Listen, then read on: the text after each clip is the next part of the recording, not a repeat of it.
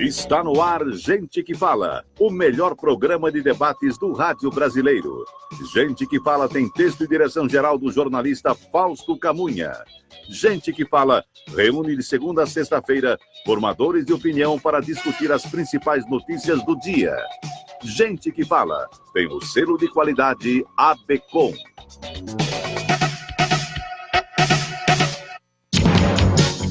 Olá, ouvinte, espectador do programa Gente que Fala, boa tarde, seja bem-vindo. Eu sou o Mauro Frisman, nós estamos ao vivo no ar na Rádio Trianon AM 740 de São Paulo e Rádio Universal AM 810 de Santos. Você nos vê pelas imagens das redes sociais, no Instagram, também no Facebook. Eu te convido para curtir as nossas páginas, ouvir os nossos podcasts no Spotify e acessar o nosso blog. Anote aí, é o gentequefala.com.br. Participe também fazendo perguntas pelos telefones aos nossos convidados aqui presentes. Os números são 3289-3580 e 5052-5555. Hoje é quarta-feira, dia de falar de saúde aqui no programa Gente que Fala. Os especialistas estão todos aqui, eu apresento a partir de agora. Você vê aqui à minha direita, o Dr. Dácio Prota, médico angiologista, cirurgião vascular, da Circulação Clínica de Condicionamento Físico. Seja bem-vindo ao Gente que Fala, Dr. Dácio, mais uma vez. Boa tarde, um prazer estar aqui, esclarecer as dúvidas, principalmente das doenças vasculares que incomodam um pouquinho no verão. Vamos lá, também conosco agora aqui à minha esquerda, Dr. Enio Ziman, médico dermatologista, especialista em alergia e imunopatologia. Dr. Enio, mais uma vez, bem-vindo ao Gente que Fala. Muito obrigado, boa tarde a todos. Também conosco, aqui à minha esquerda, doutora Lilian Balini, pneumologista, coordenadora do ambulatório de asma da Universidade Federal de São Paulo, Unifesp. Seja bem-vinda, doutora Lilian. Boa tarde a todos, obrigada, Mauro, pela oportunidade de nós irmos aqui falar de uma doença tão prevalente, o quanto nós podemos melhorar a vida desses pacientes. E fechando a nossa bancada, o doutor Aônio Genículo Vieira, cirurgião dentista, especialista em prótese dental e implante. Seja bem-vindo mais uma vez, doutor Aônio. Que bom estar com vocês neste ano de 2020. Desejo um ano maravilhoso, com muita saúde para todos os ouvintes e todos os telespectadores. Vamos então aqui ao nosso primeiro tema, o tema do doutor Dácio Prota. Olha, gente, no verão, quando o calor provoca a dilatação das veias, é comum quem tem varizes sofrer ainda mais com dores nas pernas, inchaço, cansaço, as famosas cãibras também. E os especialistas explicam que o sangue que deveria circular fica acumulado, formando veias mais grossas, ressaltadas e escurecidas. Além desses incômodos todos que eu destaquei aqui, há o desconforto estético que inibe as mulheres, principalmente, de usarem roupas mais curtas, não é isso, doutor Dácio Prota? Ou seja, é um momento pior aqui, né, de alta temperatura. Né? Exatamente. Para as doenças venosas, esse é o pior momento, onde o calor predomina, né? E tanto o calor quanto a radiação ultravioleta dilatam mais as veias. E as pessoas que já têm alguma propensão fazem com que essas veias dilatando sintam um incômodo um pouco maior, um pouco de inchaço, desconforto, peso nas pernas. E uma das coisas que a gente sugere é evitar a exposição em demasia ao sol, ao calor, né? E evitar principalmente ficar muito em pé sem se movimentar. A movimentação é fundamental para uma correta circulação das veias. Qual é a origem do problema, doutor Dácio? É um problema congênito, provavelmente, né? Existe uma tendência a se aceitar que seja uma doença familiar, ainda não foi comprovada através de genoma, mas se suspeita, porque o número de pessoas que têm antecedentes com varizes é muito grande.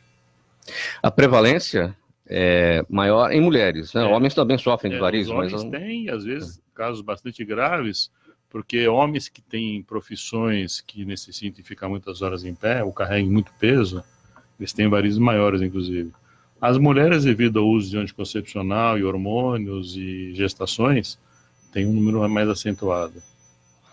Agora, o importante é que tem bons tratamentos cirúrgicos. Hoje em dia, a tecnologia permite. Não, a maioria dos tratamentos não são cirúrgicos, né? Os casos cirúrgicos são para casos que você não consegue resolver através de tratamento clínico, e mesmo os tratamentos cirúrgicos são bastante simples, período de internação muito curto, a volta à atividade, atividade normal em 2 dias, está trabalhando normal, sem problema nenhum.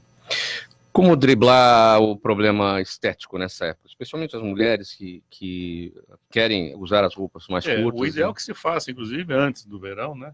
Porque os tratamentos estéticos, às vezes, podem demorar um pouco de tempo para serem realizados e solucionar o problema, mas mesmo nessa época de verão se faz tratamento estético, porque muitas pessoas descobrem as varizes apenas nessa época, né? Quando começam a se expor mais, usar shorts, vestidos mais curtos, né?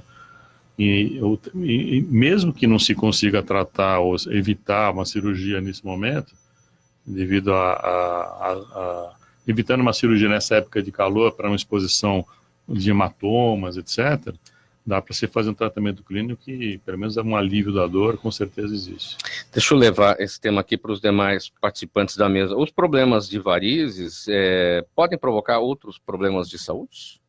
Ou são relacionados a essa parte das veias? Quem pode falar? Os problemas, parte pneumológicos, as tromboses e com embolias pulmonares. Embolias pulmonares. Isso, que aumentam, inclusive, nessa época também. E chegam casos relacionados no seu consultório, doutora Lília? Sim, vários. Às vezes a trombose, né, de veias de membros inferiores até passa um quadro, às vezes, um pouco despercebido. Isso. E o paciente, às vezes, acaba se manifestando, chega ao consultório, mais com quadro pulmonar mesmo, de embolia pulmonar. Né? É comum a pessoa, às vezes, estar viajando no avião, ficar muitas horas sentado, às vezes nem sabe que tem varizes, né? Isso. Recentemente nós vimos uma menina de 30 e poucos anos que teve uma embolia pulmonar no avião e nem sabia, a mãe parece que sabia que tinha, né? O avião desceu, tentaram reanimá-la, ela não teve sucesso. E subitamente, quando ela levantou para ir ao banheiro, ela teve uma embolia pulmonar. Isso acontece, fica muito tempo sentado, o sangue se acumula nos membros inferiores, se houver alguma veia um pouquinho mais dilatada, acumula com mais facilidade, então, esse coágulo se solta e vai parar no pulmão. Então, o senhor destacou que às vezes a pessoa não sabe que tem varizes, mas esse tipo de problema não é visível, quer dizer, a pessoa... Às vezes não é. Às vezes você tem alguma veia interna dilatada que ao exame físico, eu mesmo já examinei várias pacientes que externamente tinham veias pequenas e excepcionalmente uma veia muito grande dentro da perna que a gente só conseguiu visualizar através de um exame de ultrassom. Poderia passar desapercebido. Essa paciente, por exemplo, ter tido um quadro mais grave e eu nem ter percebido. A maioria se manifesta, você tem veias externas também, né? Não é difícil esses casos que sejam mais isolados, mas a maioria tem. Às vezes a pessoa tem antecedentes familiares, a mãe, como nesse caso que eu citei, a mãe tinha varizes, mas ela nunca se preocupou em falar para a filha. E a filha viajou, fez um voo prolongado e acabou tendo uma embolia pulmonar. Não é o comum, né? Mas existe isso. Mas a prevenção e a meia compressiva para pegar um voo... Exatamente. Principalmente se movimentar dentro do avião. Já a Sociedade Brasileira de Angiologia já tentou fazer alguns eventos para as companhias aéreas orientarem isso, né? Mas teve uma discussão muito grande porque as companhias aéreas elas se baseiam apenas nos fatos que ocorrem morte. Então eles citavam assim, o número de pessoas que falecem num voo é muito pequeno. Eles acham que isso não justificaria você amedrontar todas as pessoas dentro do voo e fazer com que elas começassem a se movimentar ou caminhar dentro do avião, atrapalharia muito a funcionalidade dentro do avião. Então eles desistiram. São raras as companhias aéreas, não mais do que 5, que avisam dentro do avião. Isso poderia se tornar uma legislação, né? Porque a gente vê uma série de avisos durante uma viagem aérea. Talvez você não tenha visto. Aqui no aeroporto tem aviso, mas eles não são muito claros, né? Mas deveria ser avisado. E geralmente a pessoa não está nem prestando atenção, né? Mas dentro do voo, dentro daqueles avisos, não precisaria falar para a pessoa andar, mas para ela movimentar bastante a perna e tal. Em viagens terrestres também, existem viagens de ônibus, que são muito longas. Qualquer coisa. Antigamente, antes das TVs individuais, eles passavam, pelo menos algumas companhias, a hora do exercício, né? Quando era os MD-11, os aviões que tinham Sim. projeções, né? Sim, Então eles passava. paravam, vamos fazer exercício agora. Eu cheguei a várias vezes, né? Tinha Mas algumas agora orientações. com o telefone, não é telefone, o portátil, né? Cada um tem o seu, aí não aparece nada, escolhe um filme, o pessoal vai assistindo, né?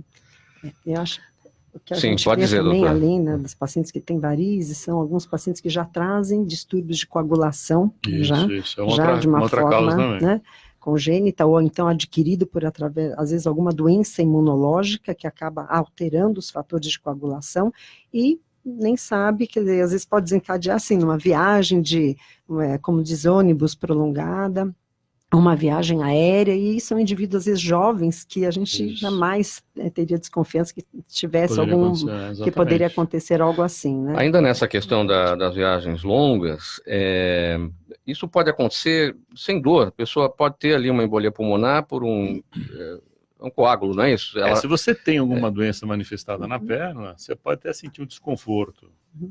Mas esses casos, às vezes, de embolia abrupta, o sangue acumula-se. Quando ela vai levantar-se para sair do avião, eu já vi casos assim, inclusive, quando a pessoa está saindo do avião, passa mal e desmaia. Quer dizer, ela não sentiu nada durante o voo. O avião está saindo e ela passou mal. E fica um alerta, né, doutor Dácio? Não só agora nesse período de férias, para quem vai viajar, mas até para o dia a dia do trabalho. As pessoas sentadas muito tempo diante de um computador têm que se levantar e fazer Exatamente. Isso circulação mesmo. Isso, acontece muito também quem fica muitas horas sentado. Muito bem, avançando aqui no nosso próximo tema. Olha, nariz constantemente entupido, escorrendo e coçando, olhos inchados, tosse, espirros que não cessam.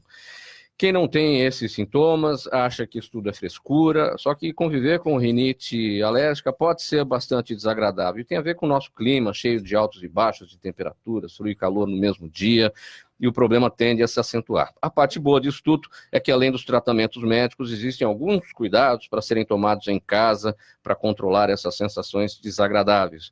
Doutor Enio, com a palavra. No verão, a gente imagina que rinite alérgica não vem, mas vem também, né? Não é só no inverno. Vem sim, perfeito, Mauro. Realmente, a exposição à poeira, aos ácaros, é uma coisa do nosso dia a dia, e ao ar-condicionado. Muitas vezes, ar-condicionado que não tem uma manutenção. Aproxima um pouquinho mais, doutor. Isso. Muitas vezes, muito obrigado.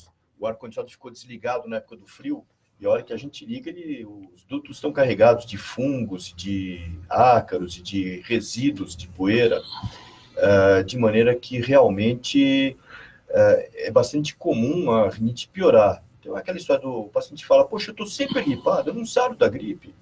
Aí tem uma rinite, né? E ainda mais hoje, com o aumento muito grande dos pets em casa, né? O pet virou um membro da família, e muitas vezes ele dorme na cama com o paciente, dorme no quarto do paciente.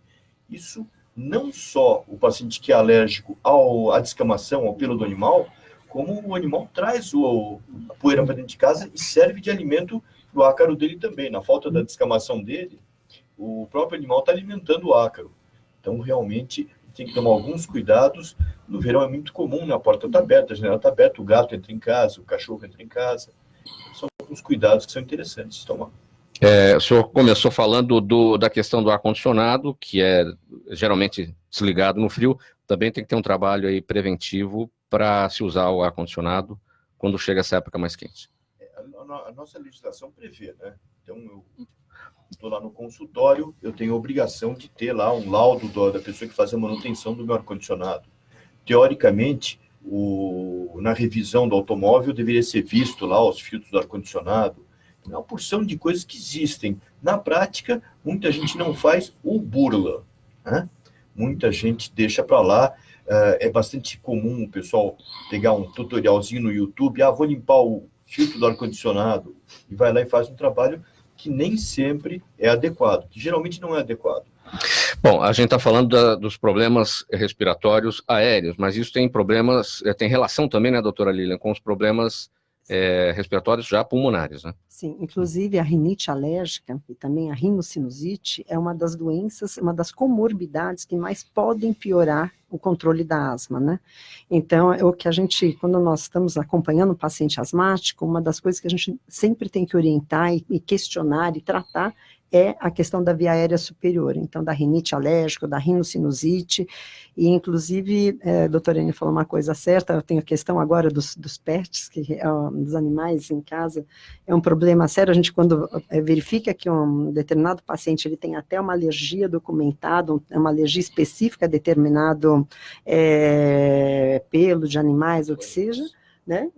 E os pacientes às vezes falam, não, doutor, é impossível, não posso. Como convencer a esposa que o não, cachorro não eu pode inclusive entrar? um paciente, e sendo médica, sim, inclusive. Sim, não, e inclusive um paciente chegou e falou, doutora, eu não vou nem comentar isso com a minha esposa, porque se eu comentar, ela vai capaz de pedir para que eu saia do quarto e ela continue com o gato, que eles têm 2 gatos em casa, então é um problema sério. Eu acho que o que a forma que eu vejo, a gente sempre orienta, eu sempre coloco isso como é imprescindível para você ter um tratamento adequado antes do tratamento medicamentoso ou concomitante ao tratamento medicamentoso, mas sempre reforçando essa necessidade de afastar nesse possível agente que está piorando os sintomas.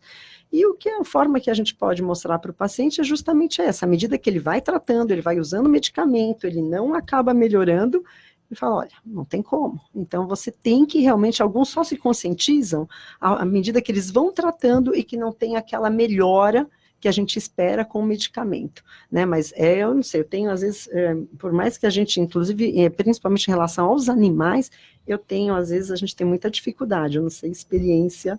Como diz um amigo meu, muitas vezes é mais fácil o paciente trocar de alergista do que abandonar o pet dele. Porque acho que o alergista não está funcionando, e vai lá e troca o médico. Procura um que aceite o animal, e eu costumo saber, se eu me submeto, né? Não tem jeito, se não vai eliminar, que tome os cuidados, que dê banho no gato, que aspire a casa, que use... Que faça o gato gostar de água, né? Nem sempre. Eu peço para o pessoal escovar o gato, passar pano úmido e eventualmente levar no pet shop mesmo. Tem jeito, porque realmente o grande alergizante do gato é uma proteína que está na saliva, e o gato se lambe o dia inteiro. Então, se a gente conseguir melhorar essa higiene simplesmente limpando o pelo, não é nem necessário, de repente, enfiar o gato na água, que eu costumo explicar para o paciente o seguinte, não é que o gato não goste de água, ninguém gosta de, a hora que está sossegado, pegar ele e enfiar embaixo da água fria, né? Ou mesmo da água quente, né? Pega uma criança que está no seu joguinho lá e fala, vai tomar banho? Não, agora não. Mas se pegar na hora certa, ela vai, toma banho normalmente. O gato é a mesma coisa, na hora que ele não quer, que ele está no quentinho, você pega ele e leva para dar banho, ele... Claro. Agora, tem pets, tem cachorros, que fazem as suas necessidades na rua. Sim. E tem aqueles que fazem em casa, no tapete higiênico. As fezes do animal soltam alguma coisa, algum tipo de substância que também são prejudiciais para essa parte respiratória aérea? Pode acontecer. As fezes ressecadas podem realmente servir de substrato para ácaros e para outros produtos. Não é a nossa principal preocupação. Esses dias uma paciente me mostrou um videozinho no WhatsApp dela, do gato dela, simplesmente subindo no vaso para urinar na privada. Um negócio fantástico. Dá para educar o animal, dá para ensinar. E é muito comum também, por conta de animais em casa e que deixam geralmente algum tipo de cheiro, usar desodorizadores, né, para poder eliminar esse mau cheiro que o animal deixa. Isso também, dependendo do paciente, pode provocar algum tipo de reação alérgica. Quem tem rinite muitas vezes não tolera esses perfumes, que são muito variáveis e muitas vezes são irritantes químicos. Muitas vezes nem no teste alérgico aparece uma alergia ao produto, mas a inalação por irritação primária da mucosa provoca uma congestão e o paciente piora bastante. Bom, enfim, é tudo empírico, né, doutor? A gente vai testando em casa o que é possível, o que vai dar certo, o que não vai dar certo. Não, tem muito mais de científico do que empírico nisso. Realmente a gente estuda isso, a gente procura descobrir o porquê e a coisa está evoluindo bastante. Eu digo nós em casa, né? O que vai ser bom em casa para evitar os problemas. Mas a gente está aí para orientar, para tentar fugir um pouquinho disso, usar a experiência da gente. A gente ler muitas horas para tentar achar soluções para essas coisas. Os congressos médicos discutem bastante esse aspecto? Claro, claro, para isso a gente acha que, muitas vezes o pessoal acha que no congresso só se discute interleucina, fatores de crescimento e outras coisas. Não, a gente discute também a vida, o dia a dia da pessoa, realmente esse novo mundo aí com essa comunicação imediata, isso é uma coisa bem importante. Tem que ser prático, tem que resolver o problema do paciente. O importante não é a gente descobrir o que o paciente tem, é a gente resolver o problema. Eu queria só dar um depoimento. Sim, eu tinha doutor. essa rinite e o PET junto comigo, né? E eu comecei a usar CPAP, aquele aparelhinho para ronco, e melhorou minha rinite. Provavelmente porque tem um filtro ali que ajuda bastante, pelo menos a não disseminar mais essas substâncias. Então, Melhorando o sono, melhora tudo. Melhorou tudo. Impressionante. Eu fiz tratamento para uma coisa, para ronco, e na verdade a rinite também melhorou. Mas tem que ficar com o aparelho. Né? Assim, não, a gente imagina que o CPAP é um aparelho apenas para tratar os distúrbios do sono, o ronco, a apneia, mas ele também... Para mim melhorou a rinite. Por nem conta toda do rinite é filtro. alérgica. Muita rinite é vasomotora e aquela pressão do CPAP ajuda a descongestionar e o sistema respiratório vai se acostumando a funcionar direitinho e vai bem melhor. Lavagem do nariz com soro fisiológico é sempre uma situação indicada, independentemente da consulta do receituário médico, porque é soro fisiológico ou não é todo paciente que pode fazer uso disso. Cuidados higiênicos sempre são importantes. Realmente, a lavagem com soro impede que o antígeno grude na mucosa, seja reconhecido e cause a reação, a liberação de mediadores, a reação inflamatória alérgica. Então, se eu conseguir lavar a poeira antes de absorver, eu diminuo bastante o impacto imunológico. Não é tudo, mas sempre ajuda. Muito bem, vamos passar o nosso assunto aqui. É o seguinte agora, a Comissão Nacional de Incorporação de Tecnologias no Sistema Público de Saúde aprovou a incorporação da omalizumab. É um nome difícil, mas a doutora Lilian já vai explicar do que se trata. Essa substância permite que a droga seja, ou melhor, a comissão aprovou a incorporação dessa substância, permitindo que a droga seja disponibilizada justamente pelo Sistema Único de Saúde. O medicamento é um anticorpo à base de proteínas humanas indicado para o tratamento da asma alérgica grave. Bloqueia a imunoglobina E, que é uma substância produzida em pessoas geneticamente predispostas a alergias quando em contato com os alérgenos da poeira, como os ácaros e os fungos. Boa essa novidade, né, doutora? Excelente novidade, acho que foi uma excelente conquista, né, para todos, tanto para os médicos como também para esses pacientes que são portadores de asma alérgica grave. A IgE realmente é a principal célula relacionada à alergia, e esse medicamento ele bloqueia, ela impede que a IgE ela se acople então, numa das células que desencadeiam todo o processo alérgico. O que é a AGE? A IgE é a imunoglobulina E, que é responsável pelo processo alérgico, né? E com isso ela impede que haja todo o desencadeamento do processo inflamatório alérgico e liberação de vários mediadores inflamatórios. Então, essa medicação realmente já está no mercado há mais ou menos uns 15 anos, o omalizumab é um anticorpo, nós dizemos um anticorpo monoclonal, e só não estava disponível no SUS. Só não estava disponível no SUS e foi agora publicado, então, após consulta pública, onde acho que nós tivemos mais ou menos, acho que mais de 2.500 participações entre população, médicos, pacientes, sendo que dessas, mais de 270 participações foram de médicos com artigos científicos, e com isso a Comissão de Incorporação dos Medicamentos do SUS acabou, então, incorporando o omalizumab. Eu acho que foi uma grande conquista, assim, para todos, e principalmente para esse paciente portador de asma alérgica grave, né? A asma alérgica grave, como nós falamos, é aquela asma que o paciente já se encontra com doses altas já de tratamento anti-inflamatório para os brônquios, que é o corticoide inalatório, associado às vezes a broncodilatador de elongação, e às vezes são pacientes que até fazem uso crônico de corticoide oral, também para tentar melhorar dos sintomas da asma.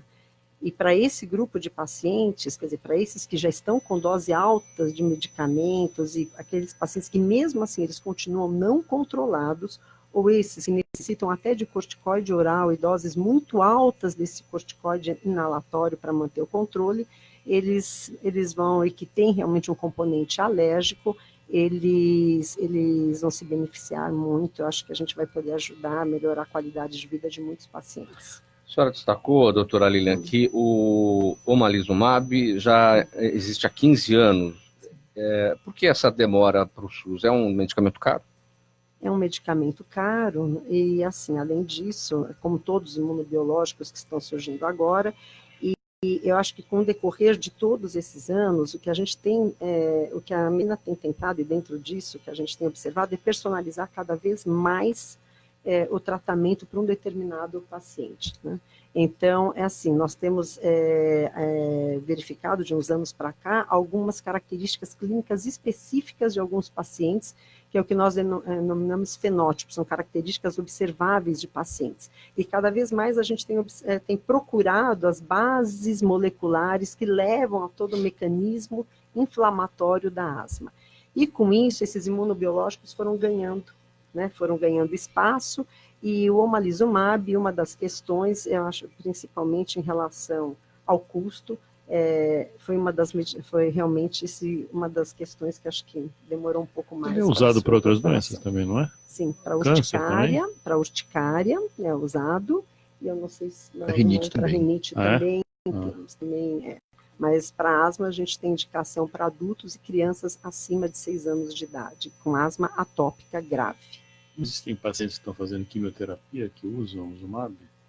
Não omalizumab. São outros imunobiológicos. São outros imunobiológicos. Esses imunobiológicos têm todos esses nomes parecidos. Então, sendo uma doença genética, a asma, ela se manifesta sempre desde cedo, desde criança, ou ela pode não surgir cedo e, por exemplo, chegar na vida adulta? Essa é uma boa pergunta, porque para a maior parte da população, acho que para os pacientes, a asma só aparece na infância, né? E não, nós temos, é mais comum, mais frequente na infância, mas pode surgir em qualquer faixa etária. Inclusive, nós temos pacientes que começam sintomas a partir dos 20, 25 anos, 50 anos, e cada vez mais, lógico, quanto mais tardio o aparecimento da doença, são características inflamatórias diferentes de um paciente para o outro, e tem-se hoje medicamentos até mais disponíveis para cada pacientes com características clínicas específicas, e é importante, porque quando quanto mais tarde surge a asma, então, mais nós somos obrigados a pensar em diagnósticos diferenciais da doença antes de estabelecer propriamente o diagnóstico da asma. Mas pode aparecer em qualquer faixa etária. Mas quando o surgimento é mais tardio, não é que a pessoa adquiriu, ela realmente tinha isso, só não se manifestou. É um problema genético. Às vezes ela já adquiriu e nunca se tinha manifestado, como às vezes podem aparecer por outros mecanismos inflamatórios diferentes do processo alérgico, que é mais comum na infância. Então pode, por exemplo, nós temos a asma relacionada à obesidade. Então, geralmente... não só problemas alérgicos. Não só problemas alérgicos. Então, assim, tem a asma relacionada à obesidade, que pode aparecer em mulheres de meia idade, uma expressão clínica da asma um pouco mais grave. Então, tem outros... Tabagismo. O tabagismo, asma relacionada ao tabagismo. Tem a asma ocupacional, que é pacientes que não têm antecedente nenhum de asma e que acaba surgindo, os sintomas acabam surgindo durante a exposição ocupacional. Então, há vários gases, vapores e outras substâncias. E no caso dessas situações ocupacionais, a asma tende a ser mais agressiva? Depende do tempo de exposição e da quantidade que o indivíduo é exposto durante o ambiente de trabalho. E dependendo do tempo que ele fica exposto, durante anos, se for o caso, e a quantidade que ele se expõe a esses vapores, gases e outras substâncias mais, a gente pode ter só 20% dos casos que acabam tendo resolução total. Muitos casos ainda eles acabam persistindo com sintomas mesmo após cessada a exposição. Mais mulheres ou homens sofrem do problema? A mais mulher. A mulher, geralmente, ela tem a forma mais grave, às vezes, da doença. Mais comum no sexo feminino. E é o que geralmente a gente observa as formas mais graves da doença. Porque ligado, tem explicação... Sim, talvez ligado a fatores hormonais, ligados um pouco mais também à obesidade, então tem outros fatores que justificam. Ou seja, as mulheres sempre sofrendo de mais problemas. Questiona-se muito a ação do estrógeno também, né? Então a gente observa a asma, a oscilação dos sintomas durante o período, às vezes, pré-menstrual, durante gestação, então também ligado a todo um fator hormonal que também coexiste. A asma leva à morte ou são os problemas decorrentes da asma que... A asma realmente é uma doença que, se não tratada, ela pode levar a óbito. Inclusive, nós temos ainda em média 3 mil óbitos por ano aqui no Brasil, no nosso país. E assim, levando em consideração que é uma doença que ela tem como ser diagnosticada e como ser tratada, e aqui eu deixo bem claro, como sempre a gente fala, que não é uma doença que não tem cura, mas ela pode ser tratada e o paciente pode ser muito bem controlado com o uso dos medicamentos. Ou seja, ele pode ficar totalmente assintomático. Mas isso não quer dizer que ele não tenha mais asma. É que a doença, a inflamação está controlada e ele pode ficar sem sintomas durante meses ou anos. Mas ele persiste com a doença, ele persiste com aquela inflamação crônica dos brônquios e se ele é exposto a alguma situação ou por qualquer outra razão, ele pode vir a piorar e de uma forma, às vezes, abrupta dessa inflamação, ou seja, com fechamento da via aérea, e isso pode levar ao óbito, caso ele não esteja tratando a doença regularmente. A tosse é o principal sintoma, ou a falta de ar? Não, a tosse, a falta de ar são sintomas comuns que a gente observa, né? Mas você pode ter um quadro florido, onde você tem tosse, falta de ar, chiado no peito. Muitos pacientes referem, às vezes, a sensação de aperto no peito. Então, eles falam isso e esses sintomas são mais comuns, principalmente à noite, mas pela madrugada. Né, onde por várias razões que ocorrem, razões que ocorrem no organismo, pode ter piora dos sintomas. Mas o paciente pode ter manifestação só com quadro de tosse, ou ele pode ter só manifestação com chiado. Então, os sintomas podem aparecer de forma isolada, ou eles podem aparecer assim com todos os sintomas associados. Bom, então o que fazer é, enfim, procurar ajuda médica. O que fazer é assim, acho que principalmente porque tem muita gente que talvez tenha o problema e não saiba, acha que é uma coisa ou outra, na verdade. Eu acho, Subestima. Não, muitos pacientes acontece isso, eles subestimam, eu tenho como, por exemplo, eu só chio quando eu fico gripada, eu vou no pronto-socorro, resolvo, e eles não acabam procurando o médico para acompanhamento. E como eu estou dizendo, é realmente extremamente importante que esse paciente vá ao médico, se ele tem sintomas compatíveis, né? Então a gente, assim, na criança, geralmente os sintomas é mais cansaço, quando começa a corre com outros colegas na escola, então se observa mais durante as atividades físicas. E assim, o adulto às vezes manifesta mesmo chiado, falta de ar, às vezes ao exercício físico, ou mesmo sem atividade física alguma. Então é importante que ele procure o médico, que esse médico tente fazer o diagnóstico de asma ou diagnóstico diferencial com outras doenças que simulam, cujos sintomas também simulam asma, e é importante, assim, da parte médica, é importante estar sempre orientando esse paciente, falar sobre a cronicidade da doença, porque ele acha que se ele tratar só 15 dias, ele melhorando dos sintomas, ele já está tratado, não necessita mais manter medicamento, é totalmente errado esse conceito. O médico, cabe a nós médicos orientar que o tratamento ele é persistente, ele é contínuo, apesar do paciente não apresentar sintomas, ele tem que sempre manter o tratamento, orientar como usar o medicamento, porque a gente vê, não sei, doutor Enio, mas o que a gente observa às vezes no consultório, chegam pacientes que eles não foram, vêm de outros serviços ou vêm de outros locais, eu trabalho aqui na universidade, e a gente observa isso, às vezes ele foi no pronto-socorro, foi prescrito pelo médico, às vezes do pronto-socorro para iniciar o tratamento, mas não explica como usar o medicamento, então tem pacientes que vêm usando de forma totalmente errônea, né?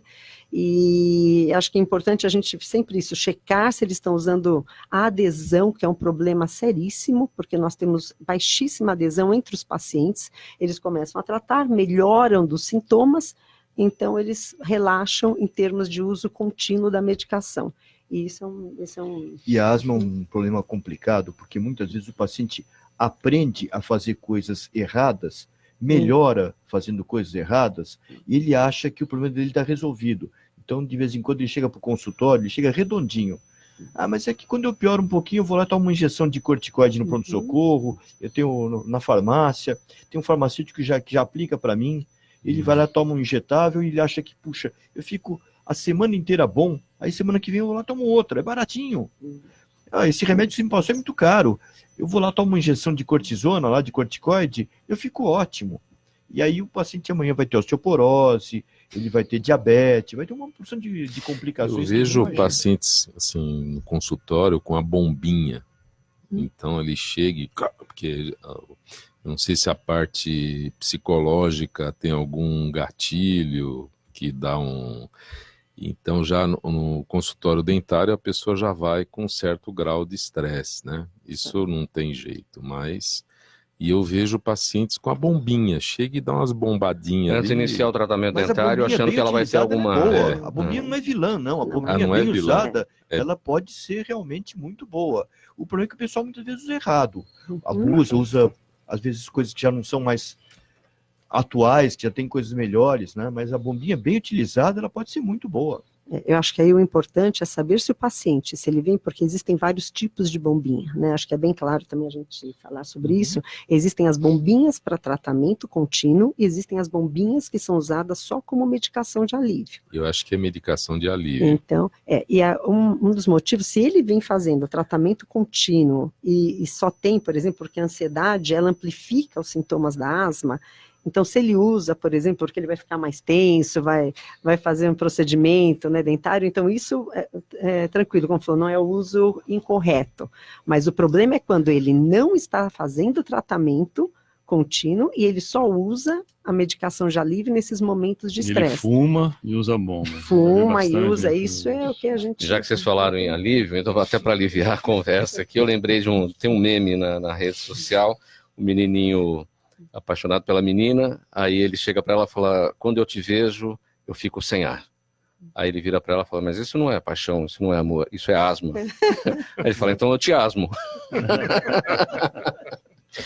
Sensacional. Foi só para aliviar a conversa aqui. Vamos para o próximo tema. Um grupo de cientistas brasileiros vem colhendo células-tronco dos dentes de leite para serem utilizadas em futuros tratamentos de doenças degenerativas, problemas ósseos, células hepáticas, células pancreáticas e doenças do miocárdio, entre outros problemas.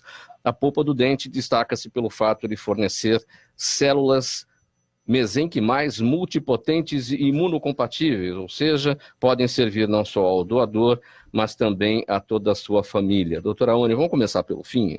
Vamos esclarecer esses termos técnicos aqui. Células mesenquimais multipotentes e imunocompatíveis. Então, nós temos as células-tronco mesenquimais e as hematopoéticas. Eita! As hematopoéticas, elas podem ser colhidas do cordão umbilical, da medula, e a utilização delas é para doenças do sangue. E as mesenquimais para os outros tipos de problemas. A célula-tronco hoje, já a nível mundial, ela é o coringa para a medicina regenerativa e odontologia regenerativa. E o importante que a gente percebe é que nem todo mundo ainda tem a consciência de fazer a coleta dessa célula-tronco. Lá no consultório a gente começou, a partir de 2013, foi liberado a coleta da célula-tronco para a sua multiplicação e conservação. E hoje ainda no Brasil, a utilização dessa célula-tronco é só para estudos e para, no caso, para uso compassivo. Então a pessoa tem um problema e eu quero utilizar e acabou. E entra na justiça e faz a utilização. Eu já fiz trabalho de célula-tronco para enxertia óssea. Eu colhi a célula-tronco do filho na troca do dente de leite, foi para a multiplicação e utilizei para fazer a enxertia óssea no pai dessa criança. Mas isso é um estudo, então a gente tem um comitê de ética atrás para poder liberar essa utilização.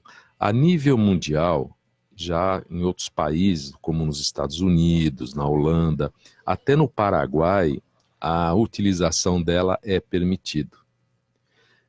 Então, tem até uma clínica que se instalou na cidade de Oeste para poder fazer a utilização dessa célula-tronco. Então, a pessoa colhe aqui, pega o avião e vai fazer a utilização lá ou entra na justiça. Agora, precisa mudar a legislação e o importante é fazer essa coleta também. Você pegar a célula na troca do dente de leite, a melhor coisa é no cordão umbilical, no nascimento. Então já faz a coleta, porque aí você vai ter os 2 tipos de célula-tronco disponíveis para utilização se tiver algum problema no futuro. Ou na troca do dente de leite, que é na dentição decídua, que o paciente vai trocar mesmo, então você colhe ali, você não tem parte assim de perda nenhuma para a pessoa, né? E você colhe, o dente não pode estar totalmente mole. Ele tem que, quando começa o dente de leite a amolecer, é a hora de ir no dentista para poder fazer essa coleta. E para fazer essa coleta, a gente tem um protocolo para poder retirar esse dente e mandar para o centro de criogenia, o centro de multiplicação. E é um protocolo que tem que ser colocado numa solução antisséptica. A pessoa que vai levar esse tecido para lá tem também um protocolo também, leva numa caixa de isopor. Eu, quando vou fazer a coleta, o paciente me avisa, olha, eu vou fazer a coleta, vamos fazer a extração no dia tal, e nesse dia já está um portador desse centro de criogenia aguardando na recepção. Eu faço a coleta do dente com um campo estéril, para não ter contaminação nenhuma, para não ter risco de contaminação e poder aproveitar essa célula-tronco. E essa célula-tronco mesenquimal, essa célula, ela pode se diferenciar em todos os tipos de tecido que não seja o sangue. Aonde você coloca ele vira o tecido de... vamos supor, você colocou no pâncreas, vira a célula pancreática, você colocou no fígado, vira a célula, se diferencia em célula do fígado ou do pulmão, eu não sei como é que estão os estudos, né, para isso, se desenvolvendo, mas eu sei que estudos estão sendo feitos e trabalhos estão sendo feitos. Só falta a gente poder utilizar ali, assim... Essa fase de estudos, de pesquisa, tudo isso ainda torna todo esse processo, todo esse procedimento ainda bastante caro, né? Ele até que não é... De criogenia... Olha, eu vou falar... Hoje já tem até trabalho com esse centro de criogenia, inclusive tem cientistas da Unifesp também que fazem esse trabalho. Eles estão desenvolvendo até, pegando essa célula-tronco e trabalhando com ela para ela virar uma célula killer de cânceres sólidos. É uma coisa assim fantástica. Inclusive, nós estávamos falando de PET, né? Que a célula-tronco mesenquimal pode ser utilizada em PET também. Então, eles estão abrindo um centro de veterinária para a utilização da célula-tronco nos PETs, que eles são compatíveis. E ela pode ser utilizada para a terceira geração ascendente e descendente, a célula-tronco mesenquimal. Existe na Coreia do Sul um centro de células-tronco para ser utilizado com a população.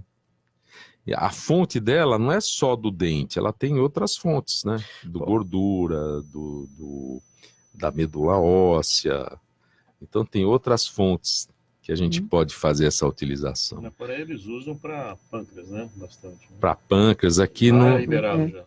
É liberado. Só o Brasil que tem os nossos políticos, infelizmente, eu acho que não tem uma vontade política para mudar essa legislação. Eu tenho uma colega minha, dentista, que ela largou a profissão, que ela tinha um problema de artrose no joelho, e ela fez uso compassivo da célula-tronco, e fez a aplicação no joelho, e ela voltou, assim, normal, andar normalmente, teve uma regeneração no joelho, tanto que ela largou a profissão de odontologia, não é mais dentista, e abriu um centro de criogenia lá em Curitiba.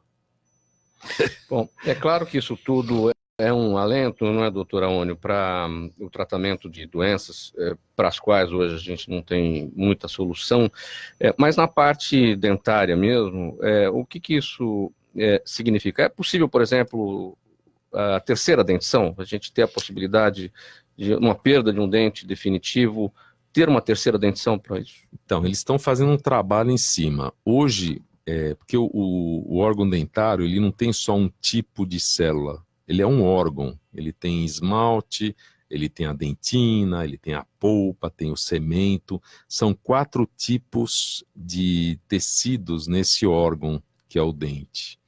Mas eles estão desenvolvendo célula tronco para a formação de tecidos na Universidade de São Paulo, e está sendo um trabalho assim, estão fazendo trabalhos, desenvolvendo muitos trabalhos, tecido ósseo, que aí você coloca o implante, e já teve no Japão já trabalhos que fizeram um órgão dentário, um dente com a célula tronco, desenvolveram um tecido em rato, mas a célula tronco é utilizada, ela pode ser destinada para qualquer tipo de problema. É o coringa. Qual o protagonismo brasileiro dos nossos pesquisadores nisso? Isso tudo é muito fora do Brasil? Não, é no Brasil mesmo. Eu sou brasileiro e eu fiz esse trabalho de tecido ósseo, fiz o acompanhamento do tecido fiz a enxertia com um local de controle. Em 3 meses eu tinha tecido ósseo para fazer o implante dentário, que é um implante de titânio, que a gente coloca um parafuso de titânio no osso. Normalmente, para a gente ter o osso com qualidade para fazer um implante pós-extração, são 6 meses que a gente tem um tecido que a gente sabe que não vai ter problema se colocar um implante dentário. Eu, com 3 meses, já tinha tecido ósseo, já para receber. Se eu não colocasse a célula tronco, ia formar osso do mesmo jeito, sabe? Mas o trabalho foi justamente esse, para ver se acelerava a formação do tecido ósseo. E realmente ele acelera. Aquelas pessoas que não têm osso para um implante, não têm a espessura do osso suficiente para firmar um implante ali, tem, então, agora uma expectativa, você formar o osso a partir das células tronco. Desde que você tenha essa célula tronco, que o problema é justamente esse, a gente ter o tecido, que não chega a ser um custo alto fazer essa multiplicação. Hoje deve girar em torno de uns R$3.500 para fazer a multiplicação dela nesses centros de criogenia, e eles cobram uma taxa anual de uns R$600 por ano. Então, para certos tipos de doença, eu acho que se for para um caso de um tumor, de um câncer, né, tratamento para tumores hoje é um absurdo o custo. Eu tenho um amigo meu que, para ele se manter vivo, ele tem um gasto de R$60 mil por mês de medicação para não morrer. Pessoal, perguntas do público do Gente que Fala. Doutor Dácio Aclarice do Morumbi pergunta se existe algum substituto para as meias elásticas para aquelas pessoas que não conseguem usá-las. Substituto, exatamente não. Você pode, se caso você não consiga usar, tem que tomar algumas medidas protetivas, por exemplo, evitar a obesidade, a movimentação, como a gente falou, exercícios físicos constantes, porque os exercícios ativam, movimentam mais o sangue. Se você consegue desenvolver bastante a musculatura da panturrilha, através de exercícios musculares, você faz o serviço que deveria fazer a meia elástica. Então dá para substituir.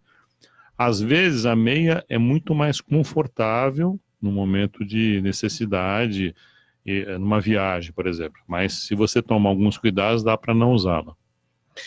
Doutor Enio Ziman, a Fernanda de São Bernardo do Campo pergunta se a rinite alérgica pode causar problemas nos olhos. Acho que talvez aqui ela queira saber, coceira nos olhos mesmo, né? Se tem uma relação entre uma coisa e outra.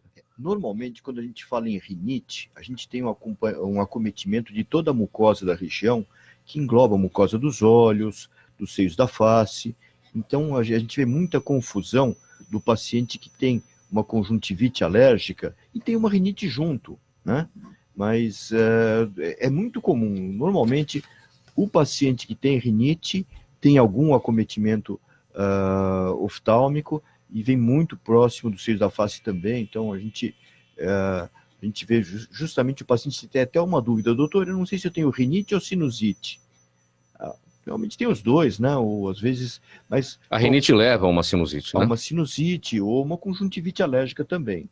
É normal, inclusive, pela congestão nasal, ocluir o canal nasolacrimal, então forma uma secreçãozinha, é bastante comum. Da mesma forma como tem gente que não entende a diferença entre a rinite e a sinusite, não entende a diferença entre a gripe e o resfriado, que são coisas diferentes também, vírus diferentes, e que provocam sintomas diferentes. Que confundem até o médico, muitas vezes. A gente, muitas vezes, atende um paciente com um quadro viral respiratório e a gente fica na dúvida: será que eu entro com um antiviral? Porque pode ser vírus influenza, mas eu estou achando que não é. Tem uma febre alta? Não tem. Muitas vezes fica: mas eu tomei antitérmico. A febre é coisa da gripe, não do resfriado. Ou não necessariamente. Normalmente a gripe tem, mas um resfriado por um rinovírus pode ter um quadro febril e a gente fica na dúvida, porque o paciente já tomou antitérmico. Então a gente já fica... Até o relato do paciente tem que ser interpretado, tem que ser entendido, né? Então não é muito fácil diferenciar, não. Atim é tudo atim. E o paciente já tomou, às vezes, vacina de vírus de gripe e a gente fica meio atrapalhado. Doutora Lilian, o Marcos de Pinheiros pergunta se a asma tem um componente genético ou hereditário. Já falamos disso, dá para falar um pouco mais? Tem sim, isso, a maior parte realmente tem um componente genético, né, e nós falamos até a maior parte dos pacientes também começam a manifestar a doença durante a infância. Mas tem, além como nós falamos, tem outros motivos, tem outras causas, mas o componente genético é extremamente importante. Doutora Ônio, Flávia da Pompeia, de que material são feitas as próteses dentárias? Existem as porcelanas, hoje nós temos a zircônia, que é um material super resistente, estético, né? E de silicato de lítio. Quando a gente fala prótese, não necessariamente uma prótese móvel. Um implante é uma prótese. O implante é uma prótese de raiz, que é de titânio e tem de zircônia também, mas o que mais é utilizado é um implante, parafuso de titânio, que é colocado sobre ele um componente protético e sobre esse componente a prótese da coroa do dente, ou da prótese fixa, ou a prótese removível. Então existem os materiais plásticos, que são as resinas, e as porcelanas. Hoje as mais resistentes são a base de zircônia. E que são os melhores materiais, assim, em termos de odor, de não aderir placa bacteriana, diferente das resinas. Mas o importante é as próteses visam devolver a função para a pessoa, a função mastigatória e a estética, né? É uma grande preocupação com a estética, né? Porque os materiais mais antigos não tinham aquela aparência de dente de verdade, aquela translucidez, Hoje é possível. Hoje é totalmente... Os materiais têm as mesmas propriedades ópticas dos dentes naturais, né? Tanto as resinas que estão chegando com a opalescência, a fluorescência, que tem o esmalte dentário. Então os materiais são bem compatíveis visualmente, né? E porque antigamente a gente usava muito metal, que era o ouro, depois desenvolveu os metais não nobres, né? Hoje os metais são pouco utilizados, assim, aparentemente a gente não vê mais ninguém com sorriso metálico, a não ser que seja um aparelho ortodôntico. E mesmo assim os aparelhos ortodônticos hoje, nós temos os brackets de porcelana e as placas invisíveis, né? Que tem as marcas comerciais, que a pessoa vai trocando a plaquinha e vai levando o dente para o lugar, né? Então a estética revolucionou muito. Não se vê nem mais também a tal da amálgama. Inclusive, infelizmente, é um material que foi proibido, a comercialização do mercúrio. Mas era um material que durava 25 anos na boca. Durava muito. Bem mais do que 25, né? Nossa, é um material que se você colocava e com o tempo ele ia ficando melhor, né? O problema é estético, mas foi né? proibido a utilização. Eu não consigo mais comprar o mercúrio. para Ninguém poder quer fazer. também. E ninguém quer, né? Tinha um amalgamador parado lá, eu não sei o que fazer com aquilo. Você é colega também. Eu Então, sou. ninguém usa, mas dura, né? Gente, acho que dá tempo de falar ainda aqui rapidinho sobre o seguinte: a Organização Mundial da Saúde alertou para o aumento das doenças relacionadas às mudanças climáticas nos próximos 10 anos. Segundo a OMS, a poluição do ar está vinculada à elevação dos casos de câncer de pulmão, infartos, problemas cardíacos e pulmonares. E o aumento nos casos de doenças tropicais também deve ser observado com as mudanças nas temperaturas. Esse último assunto aqui, as doenças tropicais, acho que é mais do doutor Enio e a doutora Lília. Isso tem a ver com o que a gente viu aí recentemente, sarampo e outras coisas que já estavam eliminadas e voltaram aí com tudo, né? Existem alguns fatores interessantes nessa parte de... O sistema imunológico da gente é um órgão maravilhoso, ele é fantástico, né? E muitas vacinas passaram a ser utilizadas de rotina e acabaram mudando a maneira do organismo funcionar. Porque, por exemplo, a vacina do sarampo, a grande dúvida que o pessoal teve é por que o sarampo surgiu de novo se as pessoas estão vacinadas. A vacina do sarampo, de uma certa forma, ela precisa de um reforço. Então, quando a pessoa toma vacina, ela se torna, vamos dizer, imune por algum tempo. Quando ela tem contato com o vírus selvagem, ela tem uma reação imunológica secundária e ela vai adquirir uma imunidade mais efetiva. Com o tempo, todo mundo vacinado, esse reforço deixou de existir. Então, depois de um longo tempo, essa imunidade caía e começavam a aparecer os casos de pessoas que tomaram vacina e que tinham sarampo. Ninguém entendia o porquê, né? Então, passou-se a se revacinar. E essa questão da situação ambiental, né? Poluição do ar relacionado, aumento, né, da poluição do ar relacionado com casos de câncer de pulmão, infartos e outros problemas cardíacos e respiratórios. Tudo isso também passa por tudo que se vê aí, problema as aglomerações, sim, as junções de pessoas e os contatos, inclusive nas escolas, a criança não teve o contato primeiro, fica numa classe que tem uma porção de gente, então acaba tendo novos contatos, e a poluição, etc. Então, doutor Enio Ziman, sua palavra final. eu queria agradecer o convite, realmente foi muito interessante, foi um debate aberto, bem esclarecedor, uma coisa bastante interessante, e queria desejar uma boa tarde a todos os ouvintes. E um 2020 sem alergia. Sem alergia é impossível, né? O dia que não tiver, a gente arruma outra coisa para viver, mas infelizmente não vai ser tão cedo. Mas... Doutora Lília, palavra final. Eu queria agradecer também a todos os ouvintes, a você também por essa mediação e essa oportunidade, e assim, dizer principalmente para os pacientes asmáticos, né, que agora a gente espera que eles tenham realmente uma qualidade de vida melhor, sabe, tenham um controle melhor da doença, com essa liberação que nós estamos tendo agora pelo SUS desse anticorpo, que vai ser extremamente importante para o tratamento dos pacientes asmáticos alérgicos graves. Doutor Dácio Prota. Também agradeço o convite e também alertar as pessoas que tenham a suspeita de algum problema vascular, que tentem ou procurem fazer uma prevenção, principalmente nessa época de calor. Doutor Aônio. Eu agradeço a oportunidade e deixo meus contatos, site doutoraonivieira.com.br, Instagram doutor_Aônio Vieira e no Facebook Doutor Aônio Vieira.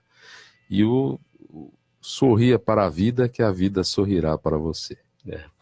E saúde para todo mundo em 2020, aproveitando o gancho aqui desse nosso Gente que Fala, o primeiro do ano falando sobre, segundo já, né? Falando sobre saúde, é o primeiro? Comigo o primeiro. Muito bem, obrigado pela presença de todos. Em nome da equipe do programa Gente que Fala, o doutor Dácio Prota, doutor Enio Ziman, doutora Lilian Balini e doutor Aônio Genículo Vieira. Na mesa de som hoje, o Fabiano Souza, na gerência técnica da Rádio Trianon, Sérgio Souza, apresentação minha, Mauro Friesman, pauta e redação Pedro Schiavon, a diretora de produção é a Zenilda Salvato, diretor-geral do programa, o jornalista Fausto Camunha, e do outro lado do Gente que Fala, você, ouvinte, a razão da nossa presença aqui. Muito obrigado pela audiência, tchau, até amanhã.